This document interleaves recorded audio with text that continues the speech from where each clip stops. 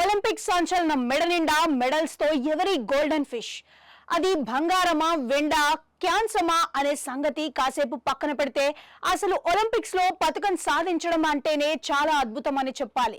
వందల వేల మంది 4 ఏళ్ల పాటు కష్టపడి ట్రైనింగ్ అయ్యి ఒలింపిక్స్ కి వెళ్లి ఒట్టి చేతులతో తిరిగి వస్తుంటారు. అయితే ఇప్పుడు చెప్పుకోబోయే వ్యక్తి మాత్రం ఒలింపిక్స్ కి వెళ్తే మెడల్ తోనే తిరిగి వస్తాడన్న అతిశయోక్తి కాదు.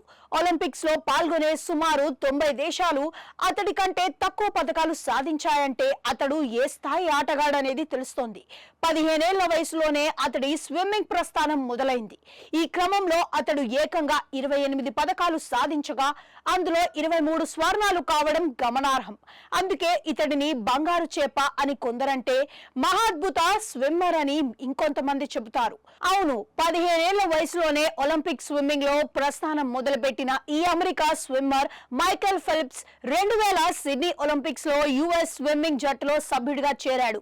అతడు ఈ ఈవెంట్ లో పథకం నెగ్గకపోయినా 2004లో అథెన్స్ లో జరిగిన ఒలింపిక్స్ లో మాత్రం విశ్వరూపం చూపించాడు. ఏకంగా 6 స్వర్ణాలతో అగ్రస్థానంలో నిలిచాడు. దీంతో ప్రపంచం మొత్తం ఒక్కసారిగా ఫెల్ప్స్ వైపు చూసింది. వాస్తవానికి 2012 ఒలింపిక్స్ తర్వాత రిటైర్మెంట్ ప్రకటించారు మైకేల్ ఫెల్ప్స్. తర్వాత ఏమనుకున్నారో ఏమో కానీ రీ ఎంట్రీ ఇవ్వాలని ఫిక్స్ అయ్యారు. 2016 రియో ఒలింపిక్స్ లోనూ సత్తా చాటాడు. ఒలింపిక్స్ అనే కాదు, ప్రపంచ స్విమ్మింగ్ సమాఖ్య అధికారికంగా గుర్తించిన రికార్డుల్లో ఫెల్ప్స్ ఖాతాలో ఓ దశలో 39 ప్రపంచ రికార్డులు ఉండటం గమనార్హం. టోర్నీ ఏదైనా రికార్డు సృష్టించడం, తాను సృష్టించిన ఆ రికార్డును కొద్ది రోజుల తర్వాత తానే స్వయంగా వాటిని బద్దలు కొట్టడం ఫెల్ప్స్ లైఫ్ లో ఓ అంతర్భాగం అయిన పరిస్థితి. సుమారు 8 ఏళ్ల పాటు world swimmer of the year గా అతడు తన ఆధిక్యాన్ని ప్రదర్శించారంటే ఫెల్ప్స్ పర్ఫార్మెన్స్ ను అర్థం చేసుకోవచ్చు. ఇలా ఒలింపిక్స్ లో 23 స్వర్ణాలు సహా మొత్తం 28 పతకాలతో పాటు ప్రతిష్టాత్మక వరల్డ్ ఛాంపియన్షిప్ లో అంతకంటే మెరుగైన ప్రదర్శనతో 26 స్వర్ణాలు సహా మొత్తం 33 పతకాలు సాధించాడు ఫెల్ప్స్. అదే సమయంలో పాన్ పసిఫిక్ ఛాంపియన్షిప్ లోను 16 స్వర్ణాలు సహా మొత్తం 21 పతకాలు సాధించాడు.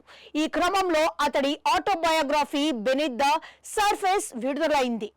ఈ పుస్తకం కూడా అతని ఆటలాగే దూసుకుపోయింది. అమెరికాలో అత్యంత ప్రజాదరణ పొందిన పుస్తకాల్లో ఒకటిగా నిలిచింది.